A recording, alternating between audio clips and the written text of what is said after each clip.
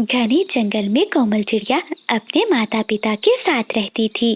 कोमल के माता पिता उससे बहुत प्यार करते थे। कोमल बिटिया बहुत बड़ी हो गई है, अब उसकी शादी कर देनी चाहिए। हाँ भाग्यवान, तुम ठीक कहती हो।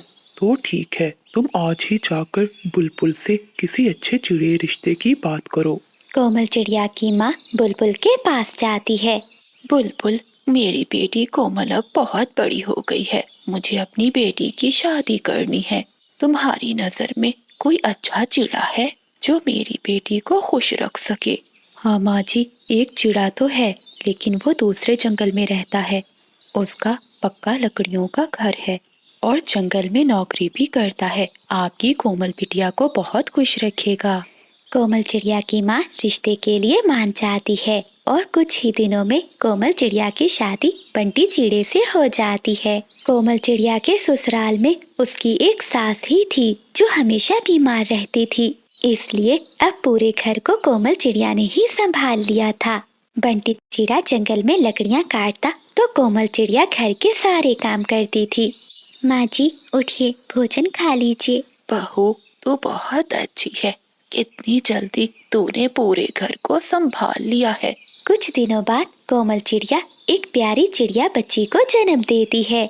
बच्ची के आने से अब उनकी खुशियाँ और भी बढ़ जाती हैं। एक दिन बंटी चिड़ा काम कर रहा था कि एक डाल से नीचे गिर जाता है और उसका एक पंख टूट जाता है। बंटी, तुम्हारा तो पंख बहुत घायल हो गया है, चलो मैं तुम्हें तुम्हारे घर छोड़ देता हूँ। ऐसा कहते हुए चीकू तोता और एक दो पक्षी बंटी चिड़े को उठाकर उसके घर लाते हैं। जी, ये क्या हो गया? आप ठीक तो है ना? बंटी, क्या हो गया मेरे बेटे को? माँ जी, बंटी चिड़ा लकड़ियाँ काट रहा था कि डाल नीचे गिरकर टूट गई। तभी डाल गिरने से उसका एक पंख घायल हो गया। ऐसा कहते हुए वो पक्षी वहाँ से चले जाते हैं। माँ जी, आप बंटी के पास ही बैठिए, मैं अभी उल्लू वैद को लेकर आती हूँ। कोमल चिड़िया जंगल में जाती है और उल्लू वैद को लेकर आती है। वैद बंटी चिड़े के पंख पर पट्टी कर देता है। माँ जी, आज के बाद आपका बेटा उड़ नहीं पाएगा। उसका ये पंख पूरी तरह से घायल हो गया है, बस इसे आराम करने दो। ऐसा कहते हुए उल्लू वैद भी वहाँ से चला जाता है।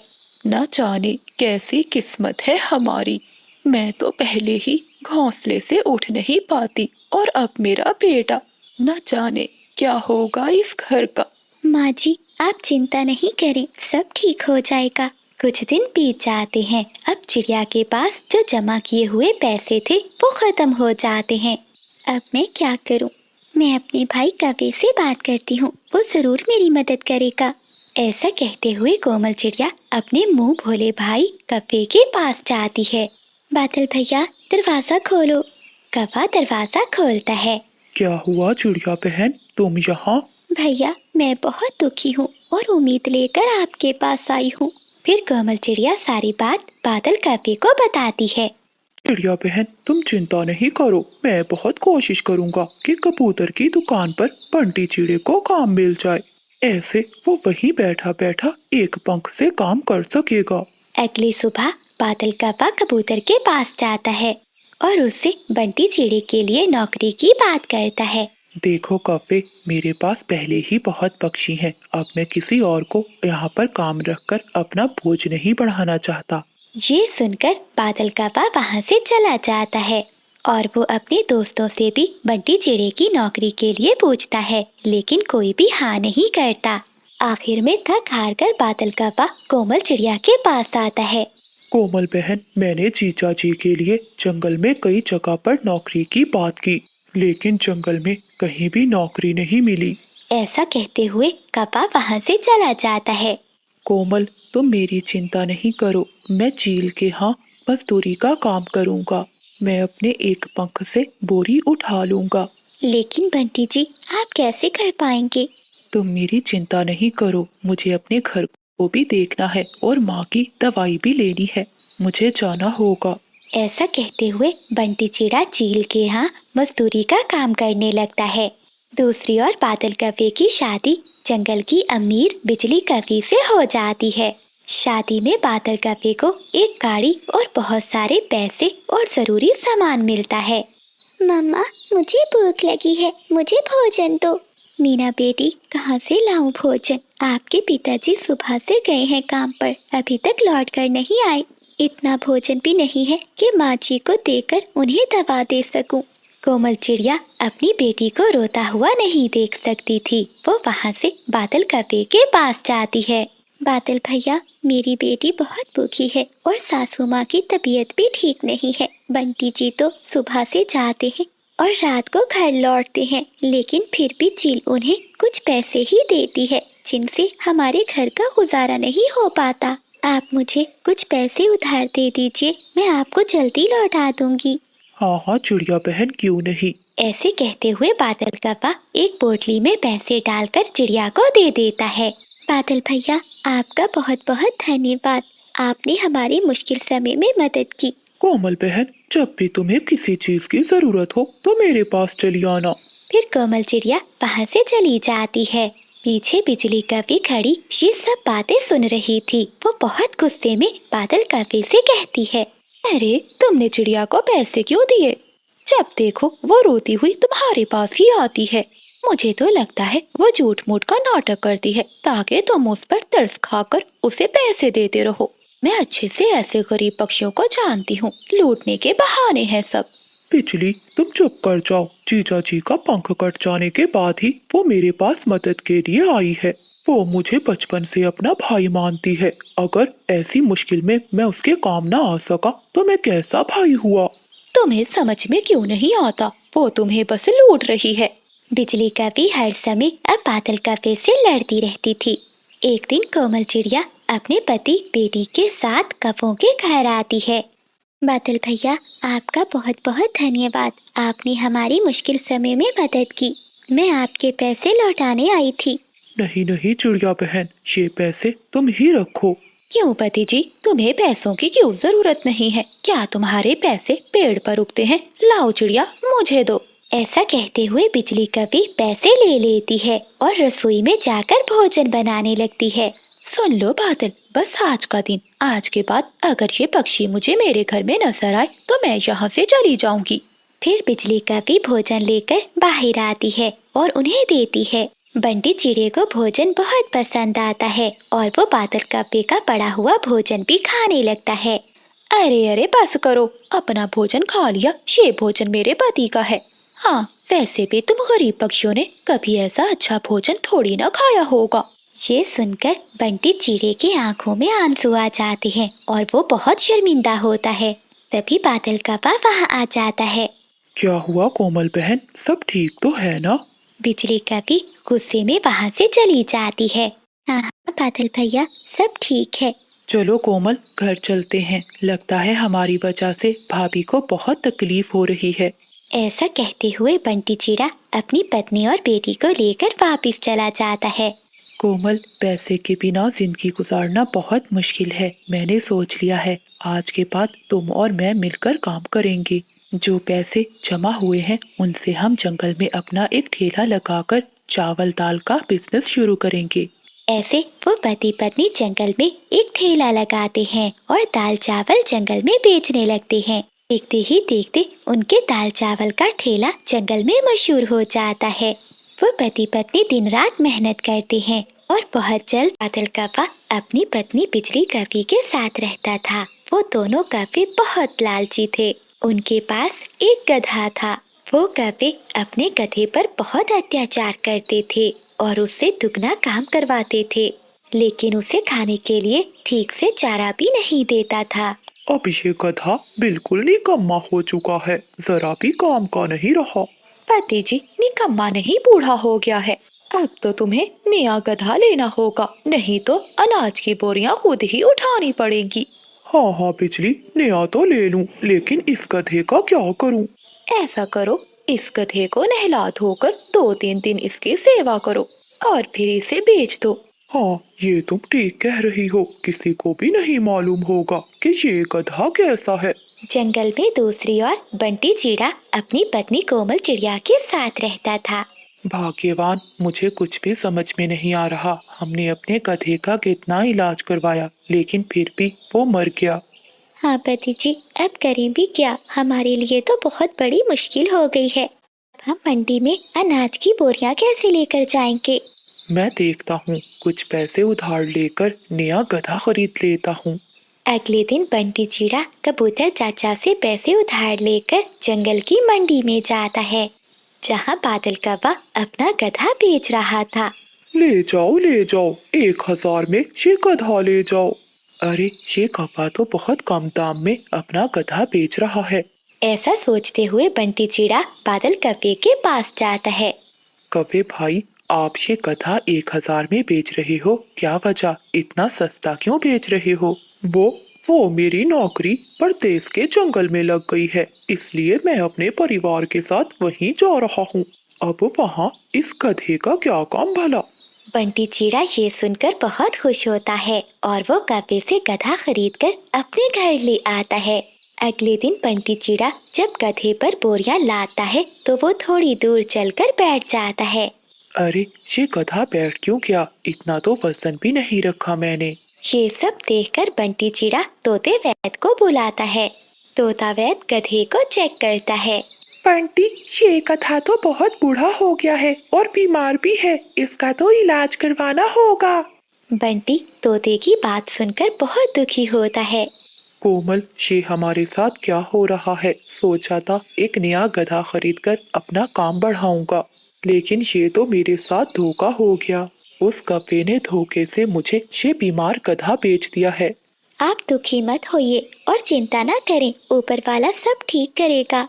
बंटी चिड़ा जंगल के पक्षियों से उधार ले लेकर अपने गधे का इलाज करवाता है, लेकिन अब उसके घर की हालत बहुत खराब हो चुकी थी।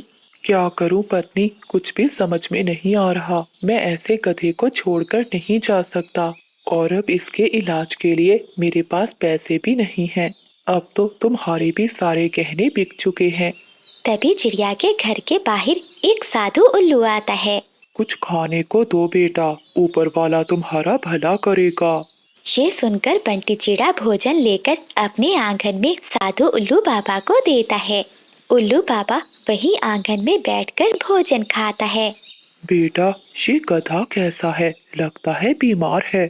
बाबा जी, अब क्या बताऊं मैं? फिर चिड़ा सारी बात उल्लू साधु को बताता है। तुम बहुत अच्छे पक्षी हो और बहुत दयालु हो। मैं तुम्हारी चिंताओं को समझ गया हूँ। अब से तुम कभी चिंता मत करना। तभी उल्लू साधु जादू करता है और वो गधा खड़ा हो जाता है। ये क्या बाबा, मैं कितने दिनों से इलाज करवा रहा हूँ इसका, लेकिन आज तक ये कभी खड़ा नहीं हुआ। बेटा, अब ये कोई मामूली गधा नहीं बल्कि एक जादुई गधा बन गया है। बेटा, तुम इस गधे से जो भी मांगोगे तुम्हें मिलेगा। पैसा, सोना, हीरे। क्या क्या बाबा, आप सच कह रहे हैं? आपका बहुत बहुत धन्यवाद। फिर साधु बाबा वहाँ से चले जाते हैं। अगली सुबह सुबह बंटी चिड़े के घर के बाहर चील आ जाती है। बंटी, बाहर निकल।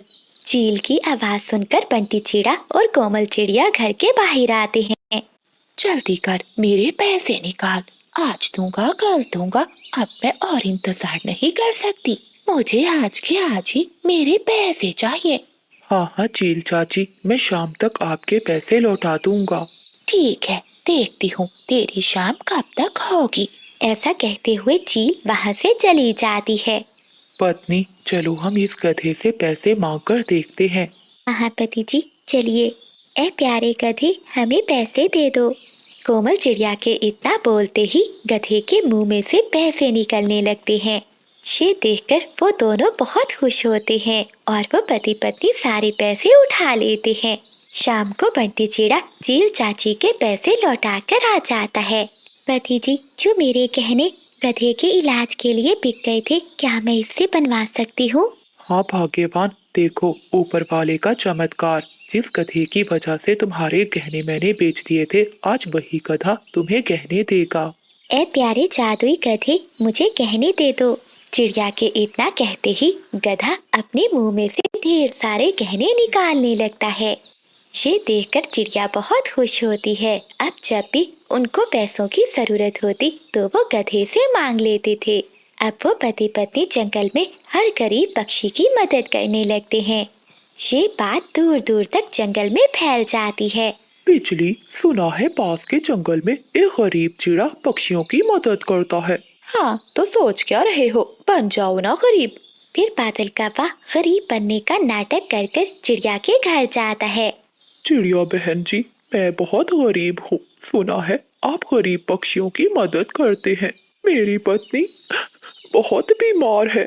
अरे अरे, आप रोना बंद कीजिए। अजी सुनते हो, जरा बाहर आइए। तभी बंटी चिड़ा भी घर के बाहर आता है। फिर कोमल अपने पति को सारी बात बताती है। बंटी चिड़ा कौवे को देखकर उसे पहचान लेता है। अरे तुम तो वही कौवे हो जिसने मुझे बीमार गधा भेजा था। नहीं नहीं, मेरे गधा तो बहुत अच्छा था। लगता है तुम्हारे पास आकर ही बीमार हुआ होगा।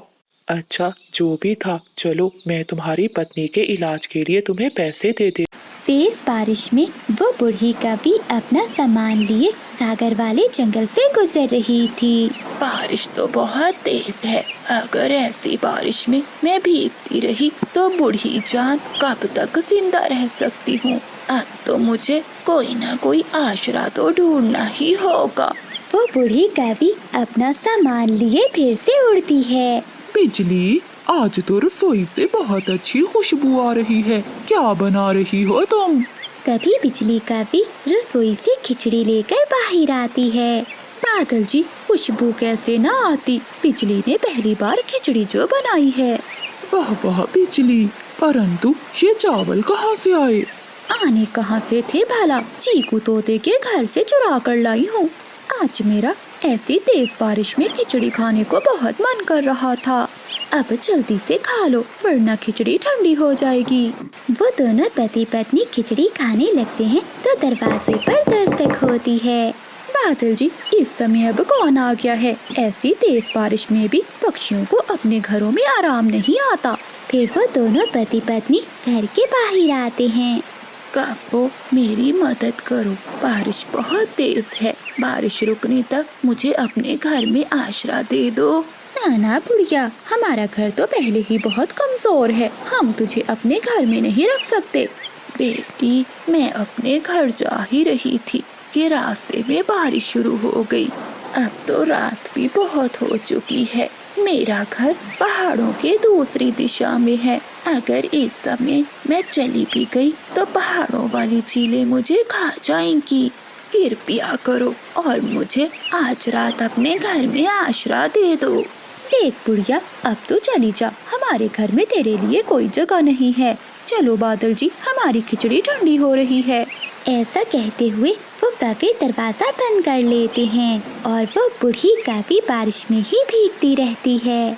फिर वो बूढ़ी कौवी अपना सामान लिए वहाँ से उड़ती है और उसे एक घर दिखाई देता है। वो वहाँ जाकर दस्तक देती है। कोई है तो मेरी मदद करो, मैं बारिश में भीग रही हूँ।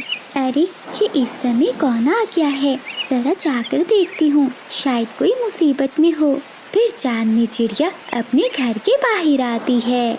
बेटी चिड़िया, मैं बहुत मुश्किल में हूँ। बारिश बहुत तेज है और मैं अपने घर नहीं जा सकती। बस आज रात गुजारने के लिए मुझे अपने घर में आश्रय दे दो।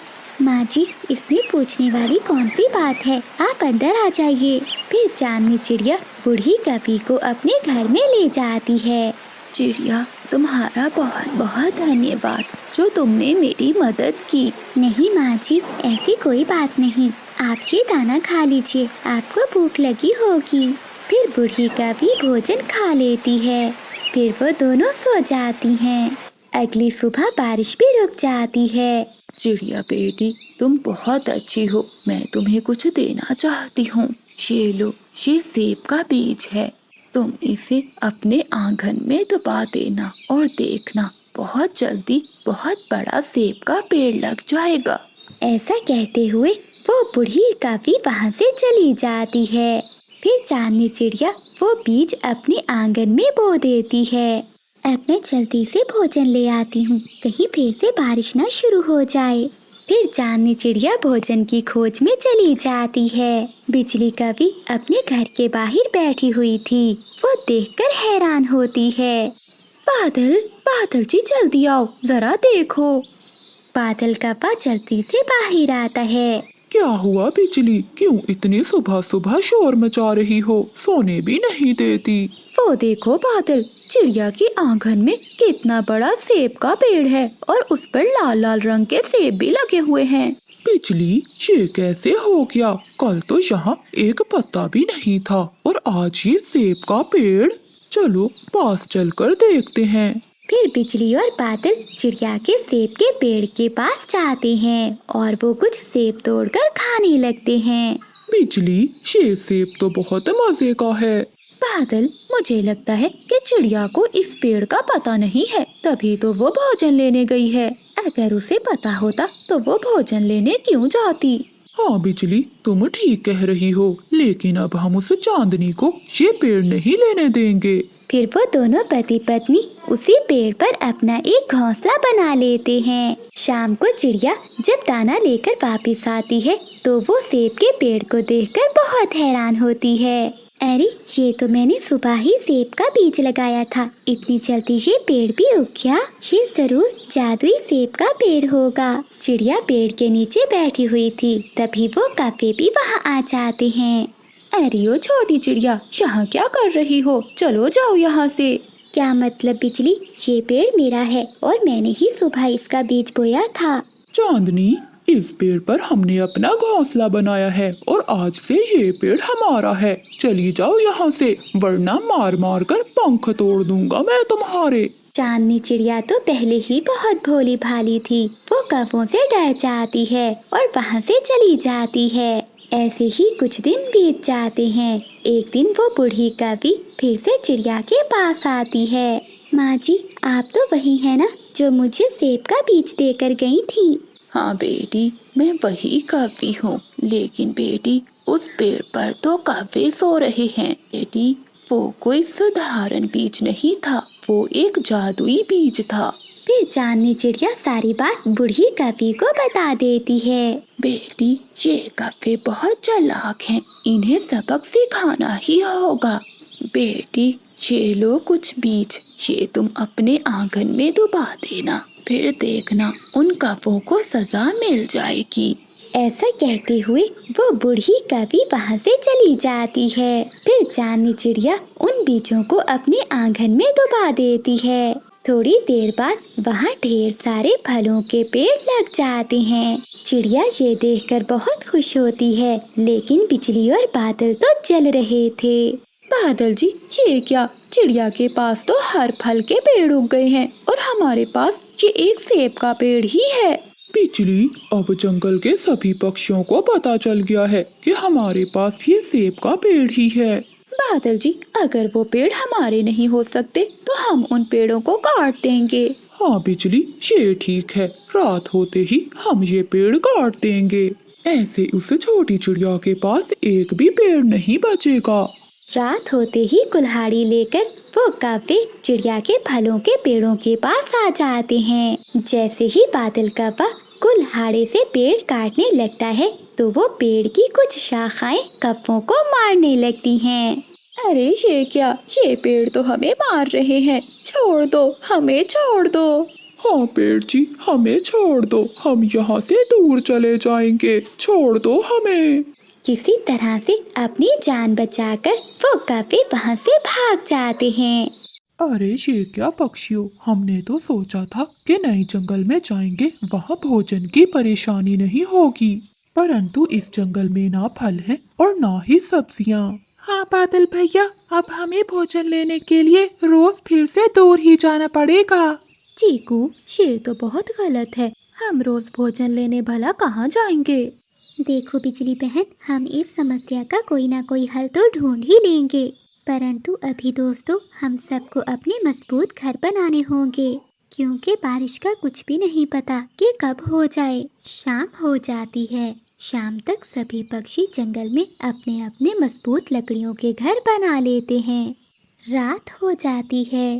पक्षियों, घर तो बना लिया हमने, अब कल भोजन लेने हमें दूर जाना पड़ेगा। मैं तो ये बात सोच सोच कर परेशान हो रहा हूँ। कबूतर भैया, मैंने इस समस्या का उपाय ढूंढ लिया है। बस हमें कुछ महीने ही भोजन की खोज में जाना पड़ेगा दूसरे जंगल। उसके बाद हमारे जंगल में बड़े बड़े फलों के पेड़ होंगे और सब्जियों के खेत भी।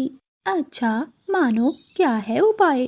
बिजली बहन, हम सब मिलकर कुछ पैसे इकट्ठे करते हैं और फिर दूसरे जंगल से फलों और सब्जियों के बीज खरीद लाते हैं। वैसे भी बरसात का मौसम करीब है। अगर हमने बीज अपने जंगल में बो दिए तो देखना, कुछ ही समय बाद हमारे जंगल में भी फलों के पेड़ और सब्जियां उग आएंगी। हाँ चिड़िया बहन, ये उपाय तो बहुत अच्छा है। क्यों पक्षियों, तुम सब क्या कहते हो? हाँ हाँ, मैं राजी हूँ, करते हैं सब मिलकर काम। फिर अगले दिन सभी पक्षी चिड़िया के घर में आते हैं और अपने अपने पैसे चिड़िया को जमा करवाते हैं। चलो दोस्तों, अब सबके पैसे जमा हो गए।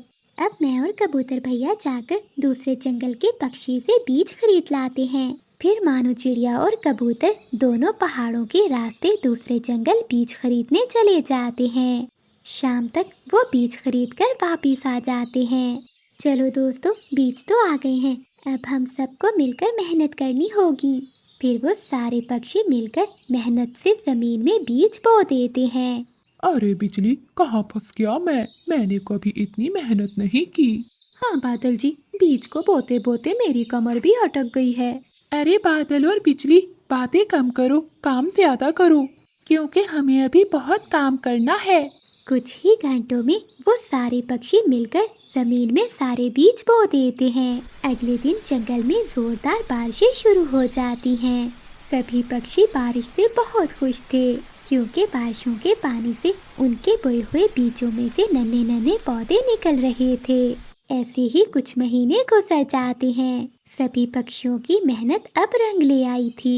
अब तो उनके जंगल में काफी बड़े बड़े फलों के पेड़ लग चुके थे और तो और सब्जियां भी काफी तेजी से बढ़ रही थी। अरे वाह वाह, क्या बात है इस आम की, ये आम तो बहुत मीठा है। हाँ तोते, ये सेब भी बहुत मीठा है, मजा आ रहा है खाने में। मानना पड़ेगा चिड़िया, तुम्हारी वजह से ही आज हम सब पक्षियों को बैठे बिठाए फल मिल रहे हैं। बिजली और बादल दूसरे पक्षियों को फल खाता देखकर चल रहे थे। उनके तो मन में अब लालच पैदा हो गई थी। बिजली, पैसे तो हमने भी दिए थे उन बीजों के, अब उन फलों पर हमारा हक है। इसलिए मैंने सोच लिया है कि मैं उन पेड़ों से फल तोड़कर दूसरे जंगल में महंगे दामों में बेच कर आऊंगा। बादल जी, वैसे हमारी सोच कितनी मिलती जुलती है, पता है मैं भी यही सोच रही थी। उन पक्षियों को क्या पता था, बादल कौवा तो सभी पेड़ों से कुछ कुछ फल तोड़कर अपनी बैलगाड़ी पर लादकर दूसरे जंगल ले जाता है और शाम तक सारे फल बेचकर बहुत मुनाफा कमाकर घर लौट आता है। इसी तरह दूसरे दिन भी बादल कौवा ऐसा ही करता है। वो सभी पक्षियों के फल बेचकर काफी मुनाफा कमा रहा था। चिड़िया बहन, बहुत हो गया, अब हम बादल कौवे को ये सब नहीं करने देंगे। हाँ चीकू भैया, हमने ये फलों के पेड़ अपने लिए लगाए थे, ना कि बेचने के लिए। चलो सब मिलकर उन कौवों से बात करते हैं। फिर चिड़िया, कबूतर और तोता गुस्से में कौवों के पास जाते हैं। अरे ओए बादल के बच्चे, क्या तमाशा लगाया हुआ है तुमने? अगर सारे फल तोड़कर दूसरे जंगल में बेच दोगे तो हम सब क्या खाएंगे? हाँ बादल, हम तुम्हें ऐसा नहीं करने देंगे। याद रखो, ये सारे पेड़ हम पक्षियों के भी हैं। उन पेड़ों पर मेरा भी हक है। मैं उन फलों के साथ जो भी करूं, तुम्हें उससे क्या? बादल भैया, तुम लालच कर रहे हो, लालच ना करो, लालच का अंजाम हमेशा बुरा होता है। अरे जाओ जाओ, कब से बोले जा रहे हो, हम फल जरूर बेचेंगे। मैं देखती हूँ मेरे बादल जी को कौन रोकता है फल बेचने से। बिजली बहन, अगर आप ऐसा करोगे तो हम सब मिलकर आपको इस जंगल से निकाल देंगे। रुको रुको पक्षियों, ज्यादा गुस्सा ना करो। चलो ठीक है, ऐसा है ना पक्षियों कि मैंने तो अब दूसरे जंगल में अपने फलों की दुकान खोल ली है। अब मैं उस दुकान को बंद नहीं कर सकता। तुम सब पक्षी ऐसा करो कि मुझे एक आम का पेड़ ही दे दो। मैं वादा करता हूँ कि आम के पेड़ के अलावा मैं किसी दूसरे पक्षी के पेड़ को नहीं छूऊंगा। ठीक है बादल भैया, आप आम का पेड़ रख लो, लेकिन याद रखना फिर सब्जियों और किसी भी पेड़ पर आपका कोई हक नहीं होगा। हाँ हाँ ठीक है, मुझे मंजूर है। बादल कौवा तो पैसों की लालच में आकर एक पेड़ ले लेता है। अब बादल कौवा रोज अपने आम के पेड़ से आम तोड़कर दूसरे जंगल ले जाता है। कुछ दिन बीत जाते हैं। एक रात एक लकड़हारा पक्षी उस जंगल में आता है। अरे वाह, कितने दिनों से आम का पेड़ ढूंढ रहा था। मुझे इसी आम के पेड़ की लकड़ी ही तो चाहिए थी। अब इस पेड़ को काटना ही पड़ेगा। फिर वो लकड़हारा उस आम के पेड़ को काटने लगता है। अगली सुबह हो जाती है। जब बिजली कौवी और बादल कौवा अपने पेड़ के पास जाते हैं तो वहाँ कुछ भी नहीं था। अरे बादल जी, हमारा आम का पेड़ कहाँ गया? बिजली, लगता है कोई लकड़हारा हमारा पेड़ काट कर ले गया है। बादल जी, हम तो बर्बाद हो गए। अपनी लालच की वजह से बादल कौवे ने अपना बहुत बड़ा नुकसान कर लिया था। अब वो किसी दूसरे पेड़ से फल और सब्जियां भी नहीं खा सकता था। मानो बहन, लगता है आज भूखे ही सोना पड़ेगा। दोपहर हो गई, लेकिन अभी तक हमें एक भी दाना नहीं मिला। मेरा तो भूख से बुरा हाल है। बिजली बहन, आप चिंतित न हो, हमें जरूर कुछ न कुछ खाने को मिल जाएगा। वो दोनों बैठी ऐसी बातें कर ही रही थी कि वहाँ एक पक्षी आ जाता है। चिड़िया और कौवी, कहाँ से आए हो? पक्षी भैया, हम पहाड़ों वाले जंगल से आए हैं। हम दोनों भोजन की खोज में निकली थी। उड़ते उड़ते यहाँ तक पहुँच गयी। अरे पक्षी भैया, क्या तुम बता सकते हो कि हमें भोजन कहाँ से मिलेगा? हाँ, यहाँ से थोड़ा आगे एक पौधा है, उस पर 2 फल लगे हुए हैं। वो लाल रंग के हैं। मुझे तो दाना मिल गया था, इसलिए मैंने नहीं खाए वो। अगर तुम दोनों चाहो तो वो फल जाकर ले सकती हो। हाँ हाँ, कहाँ है